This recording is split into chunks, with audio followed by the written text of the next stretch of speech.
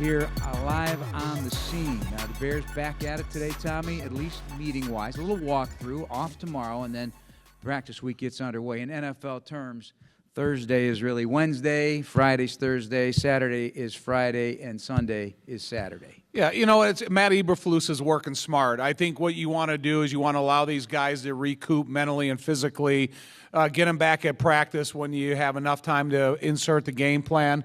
And, you know, they call it a mini bye week, but it's really not. It's a couple days off because you play on Thursday night and then you get a chance to play on Monday. When they really do have the bye week, you can significantly relax from the game and kind of forget about it for a couple minutes. Here, you really don't get a chance to forget about it because you have to keep it fresh in your mind. You can't come out here and, you know, forget an assignment or two along the way. So it's about staying in the moment. You know, like Dick always used to say, you can't turn the key off and then turn it on immediately. It's at the beginning of the season. Once you turn it on, it's on till the end. Yeah, but why you say that, you know, they had the short week, so it was really walkthroughs.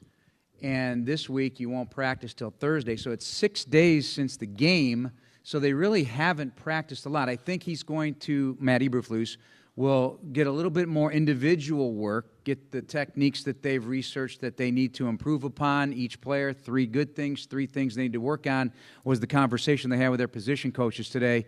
So it should be a much fresher team headed to New England on Monday night. Yeah, but, you know, this team has always been fresh. They have a good attitude. They come out and they work hard. You saw some of that, you know, we saw instances of that in training camp when we were up here, and they would be the 85 to 95 degree day. They'd go out there and they would work hard and they'd work fast. They'd practice hard, and then they had to do the exact same thing the next day. So I've always been impressed by this football team, the energy that they carry on kind of an everyday basis and every game basis so far, up until, you know, until the end of the game, because they've been in some halftime scenarios. We didn't know what was going to happen, and they came out and played their best football. Right, they've yet to have a lead in the you know, at halftime, and they are still 2 wins out of that, but you got to finish, and that's been the frustrating thing. You heard it from Justin Fields, Jalen Johnson today. Yeah, you know, they're trying to keep it positive in the coaching end of things, but the players know that they could have had these games, right. And that's the frustration part of it that they have to overcome. With that being said, the things that need to be worked on, aside from the obvious and finishing, the rest of them are kind of obvious, and those were pinpointed today by Matt Eberflus. One, they got to get the passing game going and protecting Justin Fields and getting rid of the ball quicker. On defense, got to stop the run. Yeah, you know, the offensive part of it is a more difficult solution, I think, than the defensive part of it, because when you talk about the offensive component to improvement, it's making sure that you're starting to understand the terminology perfectly, and not just, you know, I know it pretty good, or I could probably go in there and get a B on a test. No, that doesn't work. It's about knowing the stuff perfectly. So when you talk about timing, you talk about offensive line protection, getting the ball out of Justin's hand, you know, being more protective of himself so he can be in it for the long haul.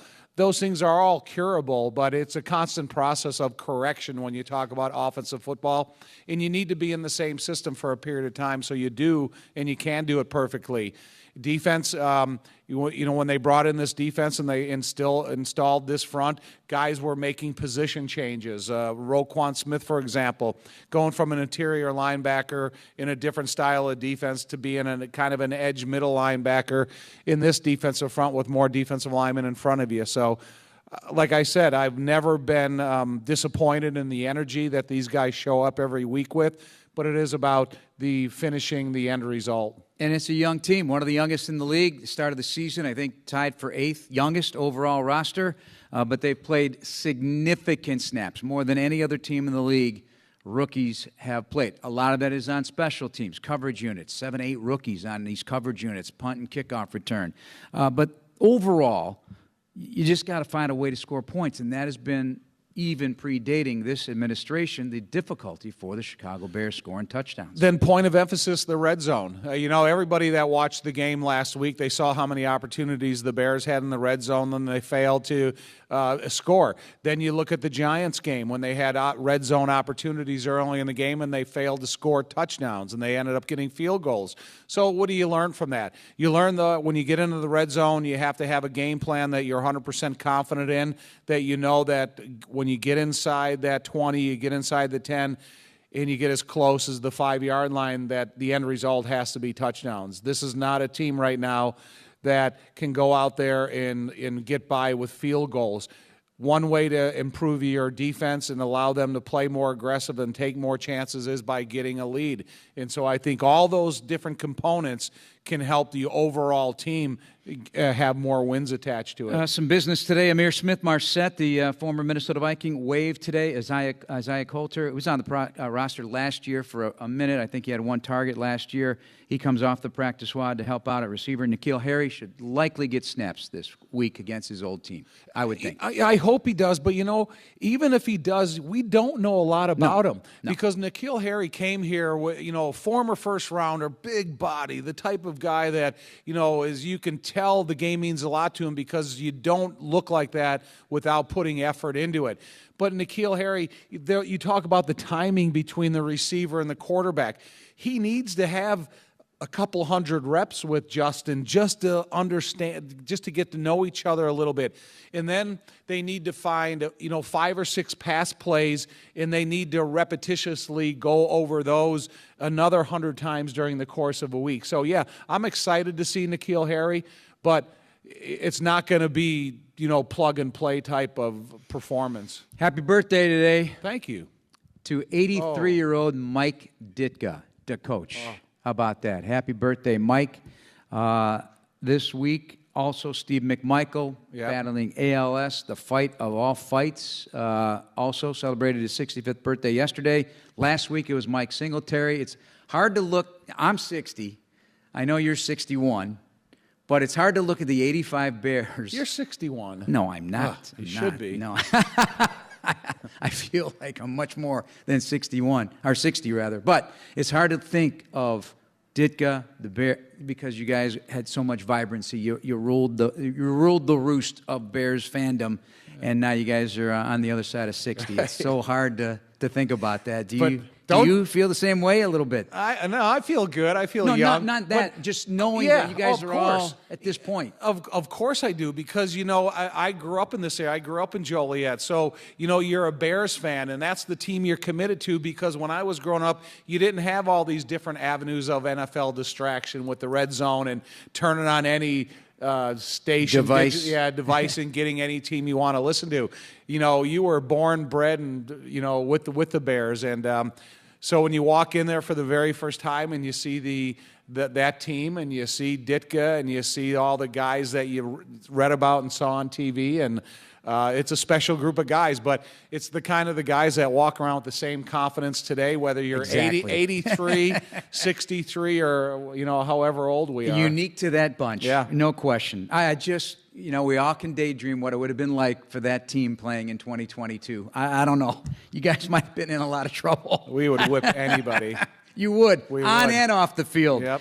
All right, coming up next, Bears defensive lineman Justin Jones will join the program after a break here from Halisaw. This is Bears All Access on Chicago Sports Radio 670 The Score.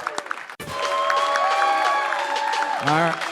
Welcome back to Bears All Access, brought to you by IGS Energy. Choose clean energy for your home at IGS.com, because every good choice adds up to a better world. Jeff Joniak, Tom Thayer here at PNC Studio at Halisaw. We've got Magellan Corporation here, guests in the building, and their guests are USO Illinois, and they're a lively bunch, Big Tom.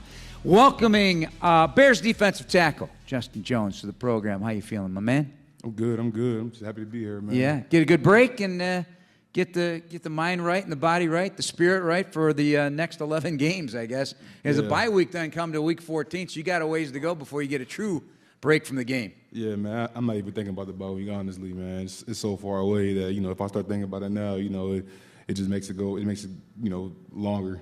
So. How do you like the weather change? I don't, you know, have you been in the climate change, the 4 seasons very much in your life? Because you got drafted on the West Coast. You grew up down in Georgia. So, you know, as this temperature starts to change, how do you like that? You know, so I went to NC State, and January, February in North Carolina, it gets pretty cold. We get maybe like 6 inches of snow. So, you know, I'm pretty good right now. I haven't got the extreme cold yet. So It's coming. yeah, I heard. Just to revisit the San Francisco game, was that the wettest game you've ever played in your life, or have you faced that before? Because I think in all the years all the years I played and all the years I've been broadcasting, I've only maybe seen 2 that bad in our time. What about you? Yeah, I've played it much worse. Have you? So we played Notre Dame my junior year in college, and we were the only game on because it was a hurricane, and we played in the middle of the hurricane. That was the only game they didn't cancel. And yeah, it was like 4 to 5 inches of water on the ground, maybe 6, and like every time you step, like your cleat would just like disappear into the water on the field. And Who like, won? We did. You We did? We won on a block punt. You know he's a domer. I went to Notre Dame. Really? Yes. Oh, I'm so sorry. No, I'm man. happy to see, because you know that was one of the cool things is when you had an opportunity to play schools like that they weren't in just on your regular schedule. So Right. it was a great experience to go out there. And did they get you all hyped up to make sure you beat Notre Dame? Yeah, they did. They said, you know, rain or shine, you know, it doesn't matter. You know, we're gonna put the ball down and play. And that was that was like our mantra there: put the ball down. You know, we'll play. Were you playing inside defensive tackle? I was. My defensive line was actually pretty good. Oh my gosh. Yeah, listen. Pretty good. Bradley Chubb, you know, Bradley Chubb, B.J. Hill, Contavious Street, Justin Jones, and then last week on the broadcast, Washington had their starting defensive end. I was blowing the guy up. Now I'm going to forget his name. He was on your Who, crew. James Smith-Williams? Yeah, James Smith-Williams had a couple sacks the week before. So it's like defensive line you over there. You guys were something. You called the Pack Pros, I guess you guys called each other? Oh, no, the Pack Pros is just like everybody who went to the league. Anybody, you know, okay. Anybody in the league, okay. Yeah. But that was something special. That's rare. Get a whole defensive line drafted. Yeah. That was something real special that we had. You know, we all, well, 3 of us were roommates when we first got in there. So, you know, it was pretty cool just to, you know, grind with those guys and, you know, just see the change, you know, in everybody's bodies and their mentality and their knowledge of the game and, you know, just apply it to the field. It was a beautiful thing to see. Crazy thing, though, real quick, Tom, is because back, and you and I talked about this on some show. Maybe you were on with us before, but I find it interesting that, so, you know, you bounced around. You were from the Bronx. Are you a Yankee fan? No. Okay. They're beating Cleveland, and the ALDS should be wrapping up and headed to the ALCS. But then you're down to Georgia. So, you know, take a look at Georgia, right? Yeah. They told you you're 2 inches too short, Yeah, right? they told me I was too short to play. Clemson told you, Yeah. sorry, you're too short at defensive tackle. But, you know, you look at a lot of these defensive tackles in the league, 6'2", 6'3". What are you now? I'm 6'2 and a half, 6'3". Yeah, it's working. Yeah, It's working. You know, fifth year in the NFL, it's like the short arm thing with tackles. It drives Tom nuts. You know, hey, if you got leverage, you're going to win. Yeah, that's true. You know, you got game. You got game, no matter how big you are. You know, Aaron Donald plays at 265, 260, and I've also seen other D tackles who play at 340. You know, and they're great players. So it's just a matter, you know, how good you are with, you know, what you got. You know, when you go to the combine, they put your back up against the wall, and then they tell you to raise your toes up, and then they put that ruler down. Oh, yeah. Because, you know, I went through my whole life in my high school program, I was 6'5", and then I went to the combine, and I was 6'3" and 3/4. And you know, you're losing money by every half of an inch. Oh, for sure.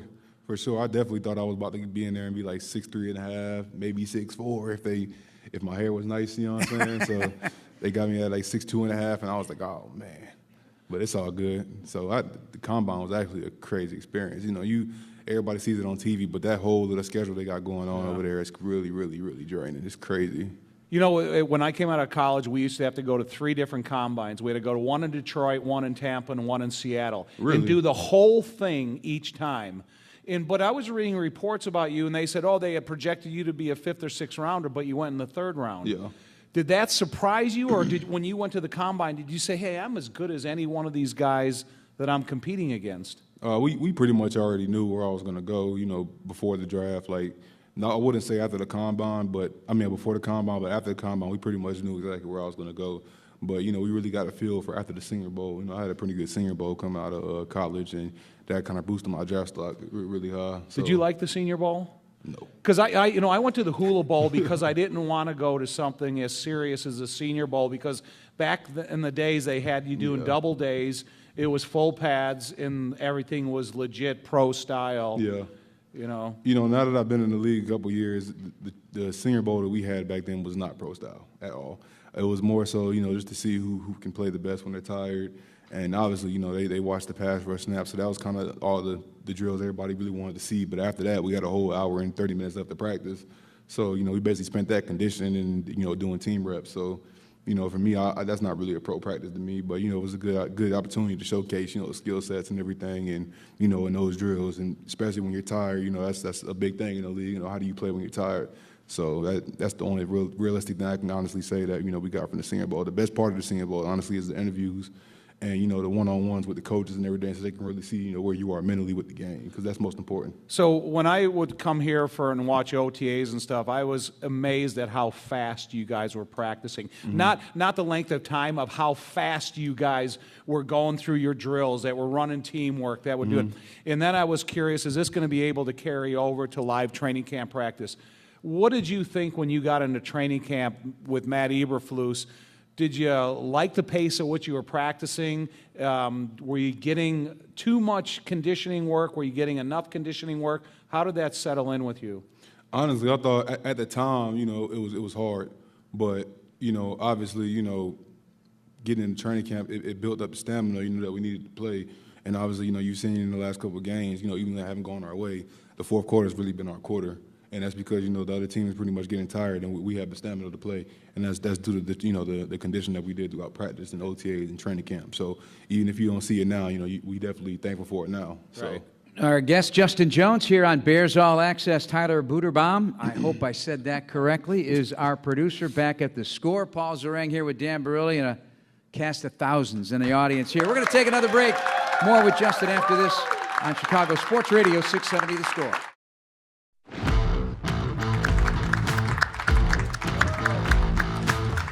Welcome back to Bears All Access, brought to you by IGS Energy. Choose clean energy for your home at IGS.com, because every good choice adds up to a better world. And this segment of Bears All Access is brought to you by Athletico Physical Therapy. Visit Athletico.com to request an appointment in clinic or virtually and start feeling better tomorrow. Welcome Magellan Corporation and USO Illinois here at PNC Studios at Hallis Hall. This was not a full practice day for Justin Jones and the Bears. They did walkthrough meetings. How did it all go? Because Matt Eberflus talked about what they wanted to do as coaches. Every team does it. A little review of what's happened for the first six and look at the strengths, looks at things that need to be tweaked. I know, that run defense is going to be one of the big ones, at least on your side of the ball. Yeah, he definitely brought that up to us today. And that was one of the biggest things, we talked about. And but he did highlight, some of the positives that we had. We had a lot of positives. And the biggest thing that he said to us is that, we're getting better every week. And, even though it might not show up on the wins like we wanted to, because that's obviously frustrating. But, we are getting better every week. And that's really all you can ask, because in the NFL, you just can't stay the same. Either you're getting better or you're getting worse. And, we're getting better, so. Have you ever played New England with Tom Brady throughout your career? I did. My rookie year, we had went to the playoffs, and it was the first round of the playoffs, and we had played them, and we definitely lost.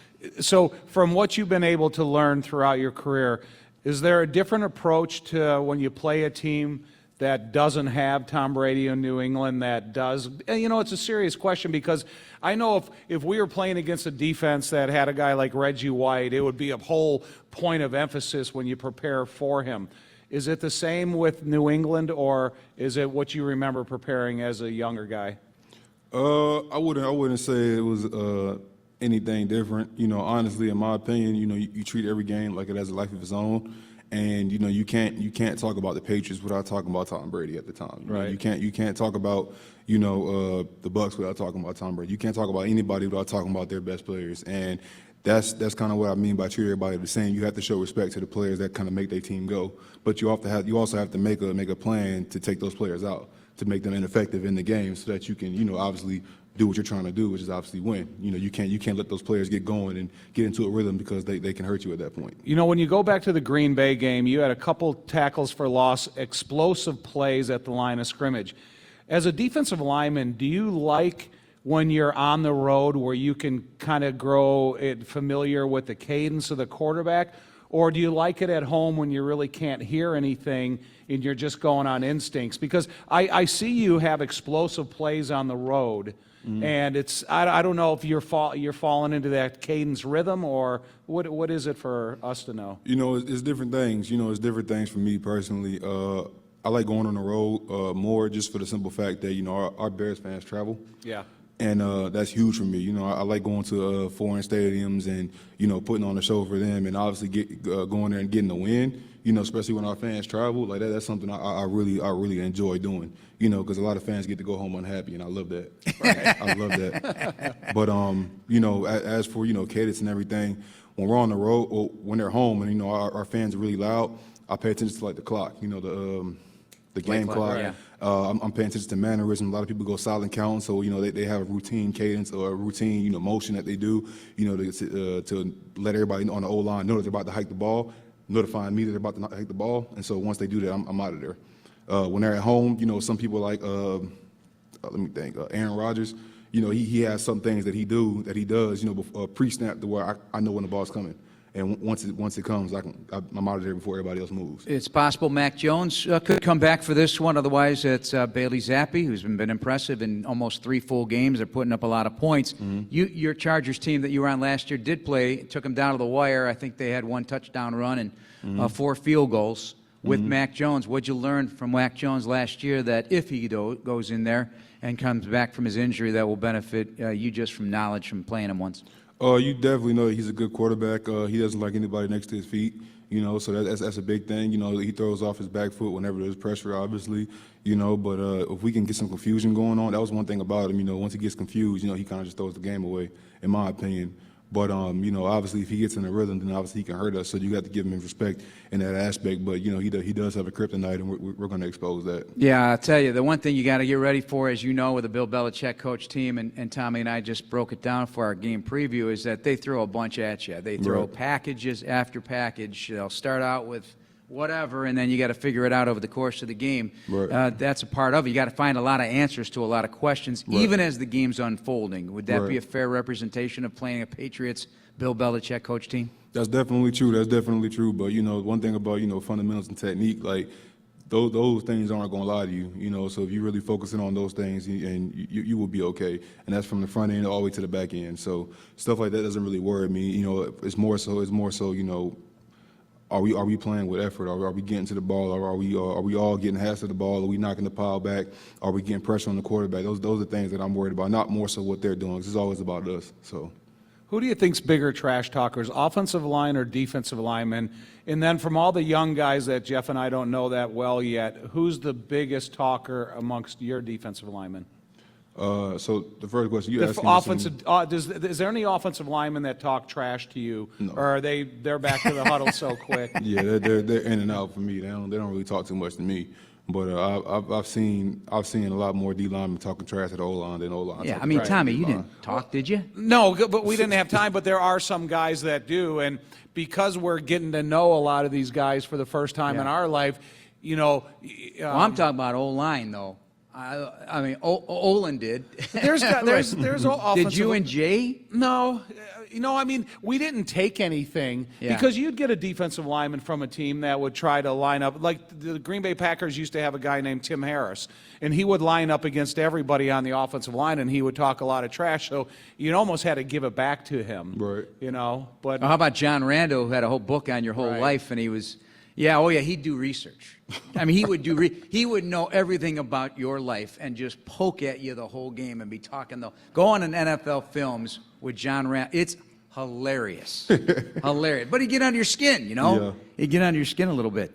Justin Jones, our guest here on Bears All Access. It's brought to you by IGS Energy. So part of your weekend was hanging out with the folks as honorary captain for the Taft-Kenwood Chicago Public League Girls Flag Football City Championship game. Taft won, and both teams are going to be competing in the state championship here at Hallis Hall later this month. You have a 1-year-old daughter, so you got a kick out of that too. What was it like, and is this part of the future with girls and boys for that matter? I know the NFL would love to have it be an Olympic sport one day. Honestly, it'd be good for both. And personally, just the game of football itself, I think it'd be really good for the girls and women that want to play football. In my opinion, especially obviously me having a daughter, I'm a little biased. I want her to enjoy the sport as well. And obviously, she seemed like she wanted to do it. So, at some point when she gets of age, we'll put her in something like that, and let her try it out. But it's huge. You talk about opportunity to be able to get more people into sports and be able to get more people an opportunity to get a free education, and possibly get into the Olympics. That's amazing. That's literally life changing, for a lot of people. So I thought that was amazing. Finding that information out. And you're looking at the teams being out there with Taft and Kenwood. They love this game. They love it. They're playing they're playing full speed. You have to see it with your own eyes. Literally, it's amazing. They're running routes and everything, and they're really getting competitive, trash talking to each other. You can even see it the way they pull the flag and throw it on the ground and walk off. They're out there really trying to get it, and it's amazing to see. Yeah, so. I'm sure. Here again, kids mimic behavior. So they watch the big boys at the NFL level do their thing, and it's going to trickle down. Even how they wear their socks or how they, wear their uniforms. So we got to take a break. Justin Jones, our guest, here at Hallis Hall at PNC Studios with Tom Thayer. I'm Jeff Joniak on Chicago Sports Radio 670 The Score. Calling all Bears fans. Get the ultimate VIP fan package at Soldier Field this season with Chicago Bears VIP. Secure a game ticket, pre-game hospitality, appearances from Bears legends, and more all in one place. Make the most of your game day experience at Soldier Field this season. Get your VIP fan package by visiting ChicagoBearsVIP.com today. Football is back, and so is your chance to win with BetRivers Sportsbook app. Featuring our new multi-game same-game parlay. Combine the action of multiple same-game parlays in one bet for more action and bigger payouts. Bet the spread, bet the over, bet player props, and more. Throw in daily odds boost plus award-winning customer service, and it's a touchdown. Download it today. Must be 21 plus. Available in Illinois only. Void where prohibited. Terms and conditions apply. If you or someone you know has a gambling problem, help is available. Call 1-800-GAMBLER. With our newest unlimited plan, everyone's welcome. Introducing Welcome Unlimited from Verizon for just $30 a line per month for 4 lines with autopay plus taxes and fees. Our best priced unlimited plan ever. Did he say $30? Yep, $30 a line for the whole family. The network you want, the price you love. Switch to Verizon today. Paper-free billing required. Unlimited 5G nationwide 4G LTE. In times of congestion, your data may be temporarily slower than other traffic. All smartphone lines on the account must be on Welcome Unlimited and are eligible only for select promotions. Includes domestic talk, text, and data usage only. Data roaming at 2G speeds. Great seats available to see your Chicago Bears this season at Soldier Field. Get your tickets at chicagobears.com/tickets with Tom Thayer, Jeff Joniak, our special guest. For one final segment, Justin Jones, Bears defensive tackle, hanging out with the big guys up front. Really a great chance here, free agency for the first time in your career, and really to kind of vault your career with a new platform here, with a new team. But my gosh, the rookies, they're more snaps than any team in the league by a long shot. So you got a young football team. What's it like playing with these guys? And have they adapted quicker maybe than they wouldn't if there weren't so many of them, especially on special teams, for example? Yeah, they are. But the good thing about it is, they're getting all these quality reps now, and that's one thing, about it. For a lot of rookies in the league, it's a lack of reps. It's a lot of vets taking all the reps nowadays. And all the other teams. So here, giving all these rookies, so many reps at a young age in their career, it's going to be huge for their career, just in general. They'll be able to start seeing things a lot faster, in the following games and following years, and just develop faster as a player, because those reps are important. You can't imitate game reps in the practice. You have to be in the game. You have to understand the situations, the pressure, the fans. You have to feel all that stuff, to get to understand it and get better at it. And, for certain things not to affect you, like a rookie will come into a hostile environment, that might affect them, versus a vet who's been there 3 or 4 times, that doesn't affect them at all, so that stuff's important. Is there information that you can transfer to a guy like Dominique Robinson? Because you talk about the offense breaks the huddle. You take everything into consideration, the time on the clock, the down and distance, what hash mark they're on, the stance of the offensive lineman. Is there teaching components that you can help a guy like Dominique because he's played different positions, but he's got the talent to grow into a defensive end? You know, I've talked to Dominique a couple of times, you know, about you know, tendencies and everything, and you know how to diagnose a whole play, you know, within like maybe 7 to 10 seconds, kind of know what's coming at you before you even get in your stance, because that's really one of the biggest things, you know, of the down is the pre-snap reads. You know, that's really important for a D lineman to understand, you know, where the ball's going, you know, what kind of block you're going to get, you know, what your assignment is, you know, how you can do it effectively, you know, when you can take your shots, because those are when the big plays are made, you know, when you're able to take a shot. And it won't hurt the team. It's within the scheme, but you can take your shot and make a big play. You know, obviously, you know, from what you've seen on the pre-snap. You know, so we've talked about, you know, alignments. We talked about running back alignments. We've talked about splits between offensive linemen, tackles and guards, and we've talked about, you know, tendencies from a center. You know, from the head motions to the way he holds the ball. We talked about quarterbacks and stuff like that, and their mannerisms. You know, from when the ball comes out and stuff like that. So we talked about a lot, but you know, it's repetition. Like I said, you know, for rookies, you know, to be able to understand certain things like that and be able to look at that and, you know, for it to become second nature, to be able to look at that and become second nature, and you don't have to really think about, oh, let me look at his eye, let me look at the split. It just becomes something part of your routine, you know, of a snap. So that's kind of what we're trying to get to. But we talk about that, and, you know, he's starting to do things like that too. So that's pretty good.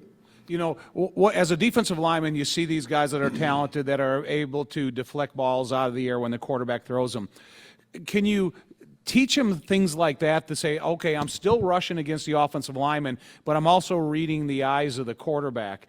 Is that something that is innate in you, that you have from thousands of reps and one-on-ones and teamwork and everything else you go through? Or is that something that's learned or taught by a coach from the past? Well, you know, it's something like, so, you know, looking at eyes is always good, you know, but it's also things as, you know, for just being in front of the quarterback in general. Right, then looking at ball indicators, you know, when it takes his hand off the ball, that's when the ball's coming, because some quarterbacks will pump fake you, and their hand will still be on the ball, or they're not going through their regular throwing motions for, you know, to be able to know when to jump and stuff like that. So, you know, just you know, taking advantage of all those tendencies and everything. And obviously, you know, if you're getting a double team, you know, you're not getting to the quarterback, the best way to affect them is to get your hands up, you know, try to block the pass or get in his vision so he'll overthrow it or something, you know, get him to pump fake because he can't see, or, you know, he knows it's open, but it's a bad package, you're right there. So just something, you know, to give guys extra time to get there, or, you know, give guys extra time, you know, just to, you know, to beat their man. So, you know, they can get a pressure or a sack or something, because sometimes, you know, a double team comes your way and, you know, you're ineffective on the rush. But that's one good way, you know, to affect the quarterback. Hot button topic right now. Justin Jones, our guest, here with Tom Thayer, Jeff Joniak on Chicago Sports Radio 670 The Score. This is Bears All Access, brought to you by IGS Energy. So the NFL owners meeting today out in New York, and a topic of roughing the passer was discussed. And the NFL's Executive Vice President of Football Operations, Troy Vincent, said, yep, healthy conversation about it. These recent calls, we're not changing our philosophy. As a defensive lineman who gets to the quarterback and you know what the flags mean, or the type of way you have to hit a quarterback these days, even with full momentum in the heat of the moment, how do you feel about that if they're going to continue to lean on what they're doing right now? And even Rich McKay, the competition committee chairman, said, I got lulled into it once, and it probably won't happen again in terms of reviewing things like that. And that was about pass interference back in the day. They could never get a consistent way to call pass interference. What is your thought on it as a three-technique defensive tackle who's asked to blast off at the line of scrimmage and go get the quarterback? Personally, I think it's pretty soft, you know, in my opinion. You know, I do agree, you know, not just hit sticking the quarterback at all times, because obviously that's a way to really hurt them. You know, you don't want to hurt guys like that in this game. But, you know, obviously the recent calls, I think they were pretty soft, you know, because I don't think there was anything wrong with the recent ones. You know, you're referring to the Tom Brady one, huh? Yes, but even even last night, I mean, there's been a half a dozen of them. But is it going to alter the way you go about it? Is it in your head? Because think for a minute. What if it's fourth quarter, crunch time, and that word close, you're trying to close, and you get to the quarterback and you happen to land on them a certain way that they don't like? I mean, you just got to pull off. You know, if you're about to dump a guy, you can get your hands off to the side and kind of like lean over a little bit. It seems hard, but it's not as hard as it seems, because you have full control of what you're doing. Like if you have the quarterback in your hand and you're about to dump him, you have control to either let him go or pull off. Or if you're coming at him at an angle, to get your head to the side and not put it in his sternum. Like it's certain things like that you can control. Now there are things you can't control. Like maybe you beat a guy and the tackle pushes you into the quarterback and you end up falling at his legs or something like that. Or maybe you're tackling the quarterback and the old lineman falls on top of you, so now you're really pancaking the quarterback. Like some things you can't control like that, but the ones you can control, that you have to do your best to control those things. So that's really my take on it. It's soft. It's soft. I feel like with the rules and everything like that, but at the same time, it's to protect our guys. So yeah. I look at it from both angles. Boy, Justin's taking some hits that you'd like to throw a flag. How do you feel about this, hearing this from the NFL owners meeting today? It's kind of like a baseball umpire. All baseball umpires are not going to call the strike zone exactly the same. Yeah. So now you're asking the officials to interpret what they saw. And what would be hard for a defensive lineman, if you're playing against Kyler Murray or you're playing against Cam Newton or Ben Roethlisberger in their prime, you have to have two different approaches to these guys. Right. I remember Cam Newton broadcasting a game and guys are bouncing off of him. Yeah. And so I guess you would have to put some study time in to the type of quarterback you're playing. Yeah. Does he try to spin out of tackles? Is he willing to take a hit? Does he hold it a little longer to get the ball out of his hands? And issues that are, you guys will have to study now. For those bigger guys, the biggest thing we preach is to pin the arm, so we can't throw the ball away. That's the biggest thing we teach, because obviously we know we can't just drill the guy, even if he's big. You feel me? So we got to pin the arm to make sure he can't throw the ball and make it a gang tackle, because that was one thing about Ben Roethlisberger. I remember when I was younger, in my career, he's a big guy. Yeah. It's hard to bring down by one man. So, pin his arm, wait for everybody else to get there and get him down together. That's one of the big things we talked about. So that's how we answer, those bigger quarterbacks. As for the running ones, kind of just keep them in the box or keep them in the cup, and then, that'll make it easier for him to get tackled. So Ben was the best pump fake quarterback I've ever seen, because he had such big hands that he could make it look like he was actually throwing the ball. Right. When it was just trying to get a defensive back out of position or a defensive lineman to jump. Right. So you broke down the team last week. What'd you say? Oh man, I was just talking about just having the swag, man. It's Thursday night football, and we look good, man. It feels good out here, and the lights is on. Fans are going crazy, man. Like, we just gotta have some swag when we take the field, man. We gotta have energy. We gotta have juice. We have to play like we love the game, and that's the biggest thing we talked about in that huddle. And just play for each other, because that's all we got. We're going to war together. You empty the tank for each other. We've been grinding all year. What's the best one of those you've ever heard in your football playing life? Honestly, I think the one Rose said, I forgot what game it was, but he was mic'd up. I think he was mic'd up. Was it San Fran? Might have been. I don't remember. Yeah, it was San Fran, but he was like, man, I'll die on this field right now. You know what I'm saying? I'm emptying the whole thing for y'all, and make sure y'all do the same, man. I was like, oh, that gave me chills right there, man. I told him the next day in the locker room, I was like, hey, man, you got me ready to play after that one. So, but yeah, that was a good one for sure. That was probably one of the best ones I've heard so far. Did you like the orange helmets? I wasn't a big fan of it at first, but when I saw it under the lights, with the jersey combo, it was pretty fun. Well, let me ask you this. So, during my career, we only wore one helmet every single game, and you kind of break in your helmet. It's like a pair of leather shoes that when they start fitting perfectly, they fit perfectly. Did you feel any difference in the helmet that you wore since it was kind of a fresh helmet? It was kind of tight a little bit, but we wore it the day before, in practice for a little bit, so that made it a lot easier, to break in, come to game. But, I think the cold air kind of tightened up the leather a little bit, but it was pretty cool. It was all right. All right, before we let you go, get your final scouting report. If it's all about stopping the run so you can earn the right to rush the passer, whomever it may be, it means stopping Ramondre Stevenson. What kind of back is he, and what are you seeing on tape?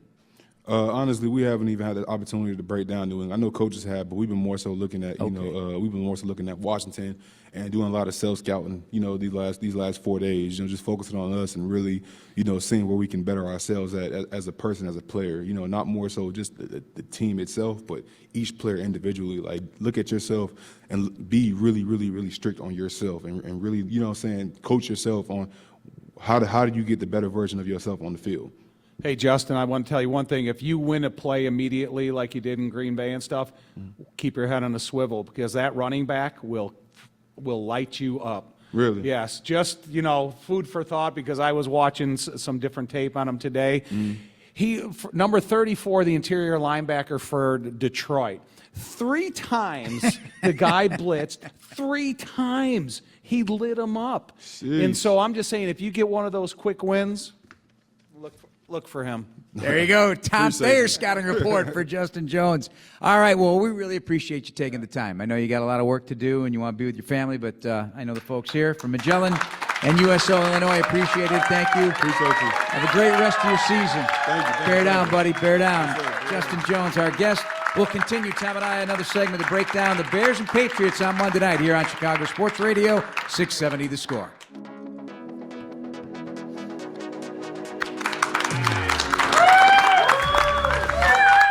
That's the sound of Magellan Corporation and USO Illinois. Special guests here on a special edition of Bears All Access here on Chicago Sports Radio 670 The Score. Tyler Buderbaum, our producer, Dan Barilli, Paul Zarang here. Justin Jones, a very enjoyable interview. He's got a lot to say, and he's lived a full life. Enjoyed our feature with him on the television side, and he's a proud papa. That's the best part of it all. I love it.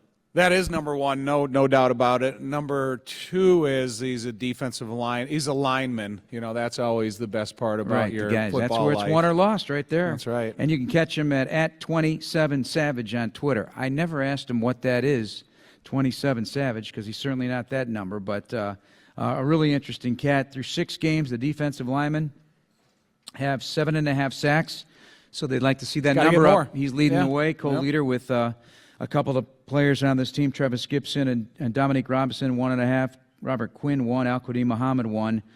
But again, the preach points, and I know fans don't get a kick out of it. It's not there's answers in there, but it's not what they want to hear, obviously. But fundamentals, technique, eyes, trust your eyes, assignment, alignment, keys. It's all the verbiage that you're going to hear from this day forward from this coaching staff. And that's the key to winning for them. And you want to create confidence because you want to know when you go into these stadiums that are a little bit off the beaten trail, like New England, you don't play there very often.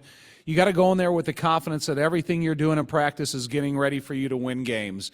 And that's the attitude the Bears have to have going forward. You cannot sit there and go, oh, this is woes me because they have this guy on the team. It's about woes them because we're going to come in here and we're going to bring a physical style of football that's going to be, running game, passing game, and our defense, and we're going to bring it. This segment of Bears All Access is brought to you by CDW. People who get it. Jeff Joniak and Tom Thayer with you. Couple of nuggets today, Tom. I know you'll have some opinions on. The NFL is looking at a Black Friday football game in 20. Yeah, I saw that. So day after the idea is, I guess, to play every day of the week. I don't know. Fridays seemingly off limits, but not on the day after Thanksgiving. How do you feel about it? That's in the book. It's going to happen. They haven't named the teams yet. Yeah, the only people that are unhappy about it are the malls and the guys, the stores that have the super sales, and they want as many people in their stores all day. But, hey, I think it's a great day for football as long as they don't take away anything from high school state championships and college football, because that's when all these games are. And, these teams, these coaching staff, these parents, the support crew of every one of these younger kids have put in a lot of time and effort. So don't take attention away from those guys just to put another pro game on Friday. So hopefully it's, like I said, it doesn't interfere with the big moments for the high school and college kids. I don't know what the significance is, but a lot of writers were tweeting this today. NFL owners hearing at today's meetings that the average margin of victory this season is 8.9 points, which is essentially a one-score game pretty much, on pace to shatter the Super Bowl era record of 10.2. So you've got balance in the league. I believe there are 10 teams with a winning record. That's it. And 3 divisions do not have a winning team. They may have a 500 team. How do you look at that as a veteran player and now analyst? Does it matter to you? I mean, it doesn't matter because they've always wanted parity, but with free agency and so many coaches being fired every year, you don't have a chance to build a foundation that lasts for years like, with, you have in certain amount of teams. You got obviously the quarterback position in Green Bay, the coaching position in New England. Those are a couple of examples that you have success. And but, when you have so many guys changing over year in and year out, team in and team out, it's going to be hard to have a great team with a first-year head coach or a great team with a first-year quarterback. It's difficult position to master. All right, let's talk about the pass protection and Justin Fields as he heads into New England, because he'll listen. No matter what, they're going to throw things that maybe he hasn't seen yet in his 16 NFL games, but the idea that they want is to keep him in the pocket and, yada, yada, yada. He's got moves that can get him out of the pocket, that pivot move.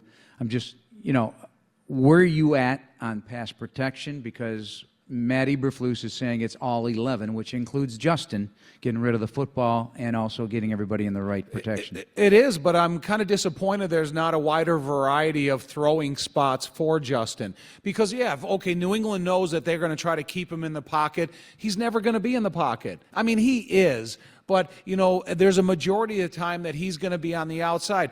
There's an easy play to Darnell Mooney where Justin rolls to his left. Darnell Mooney is wide open. There's not any type of defensive player around him to hit him or, have a challenging tackle. Same thing with Cole Kmet. There's a pass at the fourth quarter that they throw to David Montgomery on the edge. All those types of things, getting the ball out of his hands quicker. Throw from a variety of spots. Allow your offensive linemen to throw play action as frequently as you possibly can because it's the most aggressive pass protection there is in football. When you are a straight drop-back team and you're giving ground grudgingly, but you're allowing the defense to be the aggressor, it's difficult protection. So use the God-given gifts that Justin has and throw them from a variety of positions. Stats are interesting because, they say a lot, but sometimes it's deceiving. And so the Bears haven't passed the ball a lot by volume. It's more a run football team right now, and it may stay that way for the remainder of the season, which is fine with you and I, right? No question. They're near the top 10 in the NFL in rushing, 170.8 yards a game and 5.2 a carry. Today, Matt Eberflus said the hot hand will run the football. Khalil Herbert at 6 yards a carry, David Montgomery at 4 right now, but they both are excellent in the passing game, and they both play a violent brand of ball. They both have leverage, and they both bring it every snap. I'd rather have that than have a guy that doesn't want to get hit because these guys deliver punishment. If you can continue to develop the offensive line, Chris Morgan, the offensive line coach, is a hell of a coach. And I think if they can continue to develop the offensive line, still have the same desire to run the ball, throughout the second half of the season, you're going to see the Bears win a lot of games because late in the season when other teams are, fighting with backups and so on and so forth, that's when the Bears will be able to win those fourth quarter games. Calling all Bears fans, get the ultimate VIP fan package with Chicago Bears VIP. Secure a game ticket and appearance from Bears legends and more by visiting ChicagoBearsVIP.com. We're winding things up. Want to thank our studio audience today, Magellan and USO Illinois. Thank you for being here. Hope you enjoyed the show. For our special guests, Justin Jones, Tom Thayer, I'm Jeff Joniak. Thanks, Paul Zarang, Tyler Buterbaum, and Dan Barilli, here from PNC Studios at Alice Hall. Good night, everybody. This has been Bears All Access on Chicago Sports Radio, 670 The Score. Good night.